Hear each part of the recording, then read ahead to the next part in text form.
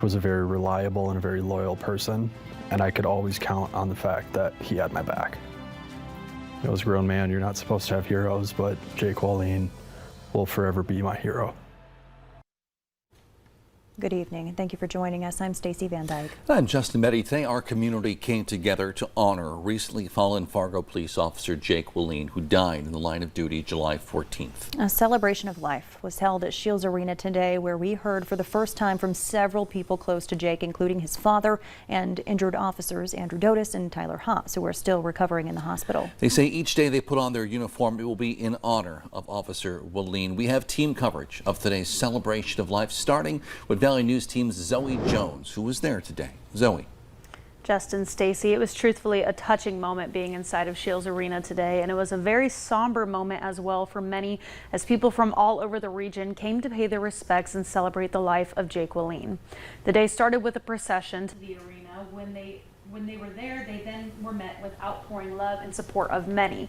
The celebration of life had videos showcasing who Officer Wallin was, photos of him with his family, and we even heard from injured officers Andrew Haas and Tyler Dotis. There was live music as well, and officers from several different agencies there. And for the first time today, we heard from Jake's father, who said Officer Wallin knew what his calling was, and that was to help others. Attorney General Drew Wrigley spoke at the celebration of life about how important it is to support the officers moving forward. I caution us all as we look to the weeks and the months and the years ahead, note the efforts of these officers. Be aware of the sacrifice that they made. It will stand the test forever and always, and that's a long time. That endures. Share our awe, but then let them gently rejoice. North Dakota Governor Doug Burgum spoke as well, speaking about just how big Officer Wallin's sacrifice was and how he fought to protect the city.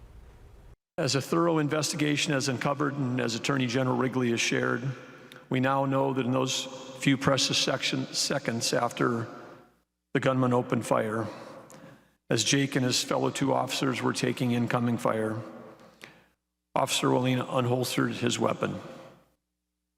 He was a highly trained soldier and police officer, fighting to the very end.